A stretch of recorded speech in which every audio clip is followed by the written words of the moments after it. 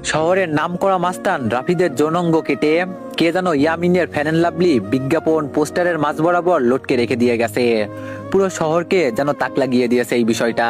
সবাই রাস্তার মাঝে জড়সড় হয়ে বিজ্ঞাপন পোস্টের দিকে অবাক দৃষ্টিতে তাকিয়ে আছে। কার এত ক্ষমতা বা বুকের পাটা যে রাফিদের মতো মাস্তানের এমন দুর্দর্শ অবস্থা করেছে। আমি কলেজের দিকেই যাচ্ছিলাম, কিন্তু মানুষের হট্টগোল দেখে সেখানেই দাঁড়িয়ে গেলাম। একজন মানুষ থেকে জিজ্ঞেস করলাম, ভাই কি হয়েছে এখানে? লোকটি বলল, আরে ভাই দেখছেন না কি হয়েছে? শহরের নামকরা মাস্তান রাফিদের যৌনাঙ্গ কেটে কে যেন লটকে রেখেছে ফেয়ার অ্যান্ড লাভলি পোস্টারের মাঝে। শুধু তাই নয়, যে এমন করেছে তার একটা নামের ক্লোন ছেড়ে দিয়ে গেছে, যেটাতে লেখা আছে মাফিয়া গার্ল। লোকটার কথা শুনে থমথম খেয়ে গেলাম, কিন্তু লোকটাকে বুঝতে দিলাম না। ভাই কে এই মাফিয়া গার্ল? তার বিষয়ে কোনো কিছু জানেন কি? লোকটি বলল, ভাই তার বিষয়ে আমি কেন, শহরের ডিবি পুলিশরাও তার কোনো খোঁজ বের করতে পারেনি। এমন ডেঞ্জারাস এই মাফিয়া গার্ল। আগের বারও লোকাল থানার ওসিকে এই অবস্থা করে মেরেছিল। আমি বললাম, ভাই তাহলে তো অনেক খাতারনাক এই মানুষ, এই মাফিয়া গার্ল। লোকটি বলল, হ্যাঁ অনেক খাতারনাক সে। এবার আমি চললাম ভাই, কখন তার কানে পৌঁছে যায় যে আমি তাকে নিয়ে কথা বলছি। পরে সে আমারও এমন ভয়ঙ্কর অবস্থা করবে। ভাই মাপও চাই, দোয়াও চাই। এমন বিভৎস ভাবে মরার কোনো ইচ্ছা নেই আমার। তবে শেষ একটা কথাই বলি, মাফিয়া গার্ল যেটা করেছে সেটা একদম ঠিক করেছে। কারণ এই রাফিদ অনেক অত্যাচার করেছে শহরের মানুষকে। এই জালিমের মজা বুঝিয়েছে মাফিয়া গার্ল। লোকটা চলে গেল, আমি এখনো সেখানেই দাঁড়িয়ে আছি। আমার মাথায় খালি একটা জিনিসই ঘুরপাক খাচ্ছে, যে এমনটা করেছে তার আসলে অনেক বড় বুকের পাঠা। কে এই মাফিয়া গার্ল? না, এই মাফিয়া গার্লের সাথে আমি দেখা করব। তখনই কলেজ ফ্রেন্ড শামিম কল দিল। কিরে বেডা কই রে তুই? তাড়াতাড়ি কলেজে আয়। আমি বললাম, কেন কিছু হয়েছে নাকি? শামিম বলল, তুই কি রাফিদের বিষয়ে কিছু শুনিসনি? আমি বললাম, হ্যাঁ শুনেছি, আর আমি তো সেখানেই দাঁড়িয়ে আছি। শামিম বলল, বাপরে কি কলিজা মাফিয়া গালের, এমন নামকরা নেতাকে সে এইভাবে কেলিয়ে দিল। আমার তো ভাবতেই অবাক লাগছে। আচ্ছা তুই তাড়াতাড়ি কলেজে আয়। কলেজেও এইসব নিয়ে তোলপাড় চলছে, কারণ রাফিদ কলেজের নেতা ছিল। আমি বললাম, আচ্ছা আমি আসছি, তুই একটু দাঁড়া। ফোন রেখে দিয়ে কলেজের উদ্দেশ্যে রওনা হলাম। মাথায় এখনো মাফিয়া গালের বিষয়টা ঘুরপাক খাচ্ছে। মাফিয়া গালকে নিয়ে ভাবতে ভাবতে কলেজে চলে গেলাম। কলেজে পৌঁছাতেই দেখি শামিম কলেজের গেটে দাঁড়িয়ে আছে। শামিম বলল, যাক তুই এসেছিস, কিন্তু আজ নাকি ক্লাস হবে না রাফিদের বিষয়টা নিয়ে। আমি বললাম, কি এক আতঙ্ক লাগিয়ে দিল মাফিয়া গাল। শামিম বলল, হ্যাঁ রে, সেই রকম আতঙ্ক ছড়িয়ে দিয়েছে মাফিয়া গাল। তবে একদিকে ভালোই হয়েছে, রাফিদের মতো জানোয়ারকে সেই সাইজ করেছে। অনেক উড়েছিল বেটা, এবার উড়াউড়ি বন্ধ হয়ে গেছে চিরতরে। এজন্যই বলে বেশি উড়া ভালো না। আমি বললাম, হ্যাঁ রাফিদ অনেক পাওয়ার দেখাতো কলেজে, একদম শিক্ষা দিয়ে দিয়েছে মাফিয়া গাল। শামিম বলল, আচ্ছা বাদ দে এখন এইসব, চল নদীর পাড়ে গিয়ে আড্ডা দিব। আমি বললাম, ওকে চল। তারপর দুই বন্ধু মিলে চলে গেলাম নদীর পাড়ে। সেখানে গিয়ে দুই বন্ধু বসে বসে আড্ডা মারছি। হঠাৎই নজর পড়লো আমাদের অপোজিটে বসে থাকে একটা মেয়ের দিকে। সে ল্যাপটপ নিয়ে বসে বসে কি যেন একটা করছিল। মেয়েটাকে ঠিক মতো দেখা যাচ্ছে না, কারণ চুলের কারণে পুরো চেহারা ঢেকে আছে। তবে যতটুকু দেখা যাচ্ছে শরীরের অঙ্গ, ততটুকু দেখেই বুঝে গেলাম যে মেয়েটার গায়ের রং হুরপরিদের মতো। শামিম বলল, এই আকাশ তুই ওই দিকে তাকিয়ে কি দেখিস? আমি এতক্ষণ ধরে বকবক করেই চলেছি। আমি বললাম, আরে দেখ না সামনে বসে থাকা মেয়েটার দিকে, কেমন মগ্ন হয়ে ল্যাপটপে কাজ করছে। শামিম বলল, আরে এ তো আমাদের কলেজের রামিসা, যে কিনা কলেজের টপার, সবসময় পড়ালেখা নিয়ে মগ্ন থাকে, এখনো নিশ্চয় ল্যাপটপে পড়ালেখা নিয়ে গবেষণা চালাচ্ছে। আমি বললাম, শামিম তুই একটা জিনিস লক্ষ্য করেছিস মেয়েটার? তার চুলগুলো কত লম্বা লম্বা, আর গায়ের রংটাও পুরো দুধে আলতা। শামিম বলল, হ্যাঁ সে আমি অনেক আগে থেকেই জানি, কারণ কলেজের সবাই ওর জন্য পাগল, কিন্তু সে কাউকে পাত্তা দেয় না, সারাদিন পড়ালেখা নিয়ে পড়ে থাকে, তার কাছে এইসবের কোনো টাইম নেই। আমি বললাম, কিন্তু বন্ধু মেয়েটাকে দেখে আমার ভিতরে কেমন ঘুটাঘুটি হচ্ছে, মনে হচ্ছে জানো মেয়েটা আমার ভবিষ্যৎ বউ হবে। শামিম হাসতে হাসতে বলল, সেই স্বপ্ন কোনোদিনই পূরণ হবে না তোর, কারণ আমাদের মতো ছাগলের কপালে এইসব মেয়ে কখনোই জুটবে না। আমি বললাম, আরে জুটবে কি জুটবে না সেই সব পরে দেখা যাবে, কিন্তু এখন চল না ওর সাথে একটু কথা বলে আসি, মনটা না কেমন যেন ছটফট করছে কথা বলার জন্য। শামিম বলল, আরে ভাই তোর কি মনে হয় সে আমাদের সাথে কথা বলবে? আমি বললাম, ভাই তাও চল না প্লিজ। শামিম বলল, আচ্ছা চল। শামীমকে নিয়ে মেয়েটার কাছে চলে গেলাম। মেয়েটার সামনে গিয়ে দাঁড়িয়ে আছি ছায়ামূর্তির মতো, কিন্তু তার যেন আমাদের দিকে কোনো খেয়ালই নেই, সে তার কাজে মগ্ন হয়ে আছে। শামীম বলল, এই দেখলি, দানবের মতো দুটো মানুষ আমরা তার সামনে এসে দাঁড়িয়ে আছি, কিন্তু আমাদের দিকে কোনো খেয়ালই নেই। রামিসা এমনই, কারোর সাথেই কথা বলে না। আমি বললাম, আরে চুপ থাকতো, আমি কথা বলছি, দেখতে থাক। আমি গলা বড় করে কাশি দিলাম, কিন্তু মেয়েটার কোনো রেসপন্সই দেখতে পেলাম না। মেয়েটা এখনো তার কাজে মগ্ন। এবার শরম লজ্জা ভেঙে সোজা ডাক দিলাম, এই যে শুনছেন। মেয়েটা আমার ডাক শুনে ল্যাপটপ থেকে মাথা তুলে তাকালো। একটা সময় মেয়েটার চেহারা দেখা যাচ্ছিল না, কিন্তু এখন সে আমার দিকে তাকানোই, পুরো স্পষ্ট দেখা যাচ্ছে চেহারা। মেয়েটাকে দেখে পুরো শরীর ঠান্ডা হয়ে গেল আমার।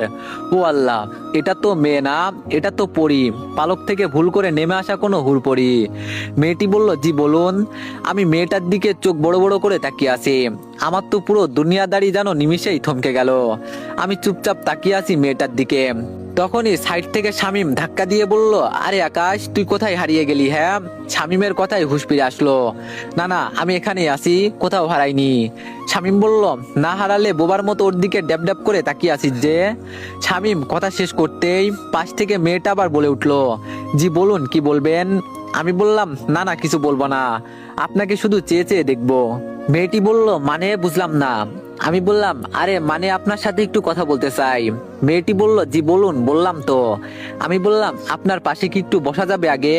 মেয়েটি বলল, পাশে বসে কি করবেন? কি বলতে এসেছেন সেটা বলে প্লিজ চলে যান, আমি এখন পড়া নিয়ে একটু বিজি আছি। আমি বললাম, আচ্ছা থাক, তাহলে অন্য একদিন বলবো। মেয়েটি বলল, আচ্ছা। মেয়েটা আবার ল্যাপটপে মাথা গুঁজে দিল, আর আমি বোবার মতো সেখানে ঠাই দাঁড়িয়ে আছি। আমার যেন ভ্রমই কাটছে না। মেয়েটাকে দেখার পর থেকে পুরোপুরি মাতাল হয়ে গেছি আমি। শামীম বলল, এ আকাশ, চল এবার। আমি বললাম, না আমি যাব না, তুই যা। শামীম বলল, মানে কি আকাশ, এখানে দাঁড়িয়ে দাঁড়িয়ে কি করবি শুনি? আমি বললাম, মেয়েটাকে তাকিয়ে তাকিয়ে দেখবো। শামীম বলল, আকাশ, তোর মাথাটা কি খারাপ হয়ে গেল নাকি? কি সব আবল তাবল বলছিস? হ্যাঁ। আমি বললাম, হ্যাঁ হয়তো হয়ে গেছে। শামীম বলল, ও আল্লাহ, কোন পাগলের পাল্লায় পড়লাম আমি? আমি বললাম, আচ্ছা শামীম, একটা কথা বলি। শামীম বলল, বল। আমি বললাম, আমার না মেয়েটাকে কোলে করে উঠিয়ে কাজী অফিসে দৌড় দিতে মন চাচ্ছে, ইচ্ছে করছে এখনই বউ বানিয়ে ফেলি মেয়েটাকে। শামীম বলল, একটা ঠাসিয়ে লাগিয়ে দিব তোর গালে, বেড়া ফাজিল, চল তো এখান থেকে। শামীম আকাশকে টেনে সেখান থেকে নিয়ে আসলো। আমি বললাম, শামীম, এমনটা না করলেও পারতিস, আর একটু দেখতে দিলে কি হতো মেয়েটাকে। শামীম বলল, একদম চুপ, তুই কি সব পাগলামো শুরু করছিস আকাশ? মাথার তারটার কি ছিঁড়ে গেছে নাকি তোর? আমি বললাম, ধ্যাত বেটা, তুই আমার মনের দুঃখ বুঝলি না, থাক তুই। আমি বাসায় গেলাম, শামীমকে ফেলে রেখে সেখান থেকে সোজা বাসায় চলে আসলাম। বাসায় এসে ব্যাগ রেখে ওয়াশরুমে চলে গেলাম। একটু পর ওয়াশরুম থেকে বের হয়ে না খেয়ে সোজা শুয়ে পড়লাম। মেয়েটাকে দেখার পর থেকে যেন খাওয়া দাওয়ার সমস্ত রুচি উঠে গেছে আমার। বিছানায় শুয়ে শুয়ে মেয়েটার কথা ভাবতে লাগলাম। মেয়েটাকে নিয়ে ভাবতে ভাবতে কখন যে ঘুমিয়ে গেছি আল্লাহ জানে। এক ঘুমে রাত হয়ে যায়, তাও ঘুম ভাঙেনি আমার। শামীম ফোন দিয়ে ঘুম ভাঙিয়েছে। শামীম বলল, আকাশ, তুই কি করছিস রে? আমি বললাম, আরে ঘুমাচ্ছি। আকাশ বলল, হ্যাঁ এমনটাই করবি, এইদিকে দুনিয়াদারি পুরো ধ্বংস হয়ে যাচ্ছে, আর তুই পড়ে পড়ে ঘুমাচ্ছিস, বেটা বলদ। আমি বললাম, আরে কি হয়েছে? শামীম বলল, তাড়াতাড়ি ইউটিউব ওপেন কর, একটা চ্যানেল থেকে মাফিয়া গার্ল লাইভে এসেছে, আমি তোরে লিঙ্ক দিয়ে দিচ্ছি। আমি বললাম, কি? তাড়াতাড়ি লাফ দিয়ে বিছানা ছেড়ে উঠে পড়লাম। তারপর ফোনের ডাটা অন করে শামীমের দেওয়া লিঙ্ক থেকে ইউটিউবে প্রবেশ করলাম। ইউটিউবে প্রবেশ করতেই দেখি মাফিয়া গার্ল লাইভে এসেছে। চেহারা দেখা যাচ্ছে না, পুরো মুখ ঢাকা তার। আর তার থেকে বড় কথা, মেকানিক্যাল একটা অটো ভয়েস থেকে সে লাইভে এসেছে। দেখুন, সবার উদ্দেশ্য করেই বলছি, আমাকে ধরা তো দূরের কথা, সেই সব কিছু নিয়ে চিন্তা করলেও ঘাট থেকে মস্তিষ্ক আলাদা করে দিব আমি। আর আজকে লাইভে আসার উদ্দেশ্য হলো, নেতা রাফিদের ব্যাপারে কিছু জানানোর আছে আপনাদের। রাফিদ এখনো জীবিত, কিন্তু আজ তার শেষ দিন। আগামীকাল শহরের যে কোনো এক স্থানে রাফিদের লাশ আমি ফেলে রেখে যাব। তার লাশ উদ্ধার করে নিয়ে যাওয়ার অনুরোধ রইল ডিবি পুলিশের কাছে। আর সর্বশেষ আমি আবারও বলছি, মাফিয়া গালের সন্ধান কেউ করতে যাবেন না, তাহলে কিন্তু রক্তের বন্যা বয়ে যাবে দেশে। তারপর ধুম করে লাইফ কেটে দিল। আমি মাফিয়া গালের সাহস দেখে অবাক হয়ে যাচ্ছি। না, মাফিয়া গালকে যে করেই হোক আমি খুঁজে বের করব। মাফিয়া গালের এই লাইভ মিনিটের মধ্যেই পুরো দেশে ভাইরাল হয়ে গেল। এক লাইভ যেন পুরো আতঙ্ক ছড়িয়ে দিয়ে গেল মানুষের মনে। সবার মুখে মুখে মাফিয়া গার্ল আর মাফিয়া গার্ল। কে এই মাফিয়া গার্ল? সবার একটাই প্রশ্ন। একটু পর চ্যানেল আর লাইভটা কেটে দিল মাফিয়া গার্ল। পুরো সবকিছু সে ভ্যানিশ করে দিয়েছে। পুরোপুরি উধাও হয়ে গেল সমস্ত কিছু। কিন্তু সবার মুখে মুখে মাফিয়া গার্লের নাম ছড়িয়ে গেছে। ফেসবুক, টুইটার যেখানেই যাই সেখানেই মাফিয়া গার্ল নিয়ে পোস্ট। বাপরে বাপ, এটা কি মেয়ে নাকি মানুষরূপী কোনো চিতাবাঘ, আল্লাহই ভালো জানে। এইসব নিয়ে ভাবতে ভাবতে আরো কিছু সময় চলে গেল। না, এইসব নিয়ে এখন আর ভাবা চলবে না। আগে গিয়ে কিছু খেয়ে নিই। বিছানা ছেড়ে উঠে পড়লাম। তারপর হাত মুখ পানি ছিটা দিয়ে এসে কিছু খেয়ে নিয়ে আবারও ঘুমিয়ে পড়লাম। সকালবেলা ঘুম ভাঙলো ফোনের আওয়াজে। কে যেন কিছু একটা মেইল করেছে। ঘুমের ঘরে ফোনটা হাতে নিয়ে মেইলটা ওপেন করলাম। দেখলাম একটা ভয়েস মেইল। ভয়েসটা প্লে করলাম। প্লে করতেই আমার পুরো হুশ উড়ে গেল। আমি এক লাফ দিয়ে সোজা বিছানা ছেড়ে উঠে দাঁড়িয়ে গেলাম। মাফিয়া গালে সেই ভয়ঙ্কর আওয়াজে কেউ আমায় মেইল করেছে। তো এভরিওয়ান, গল্পটি কেমন হয়েছে সবাই একটু কমেন্টে জানাবেন। আর যদি ভালো লেগে থাকে তাহলে সবাই একটু বেশি বেশি লাইক আর একটা করে কমেন্ট করে দিয়েন। ধন্যবাদ।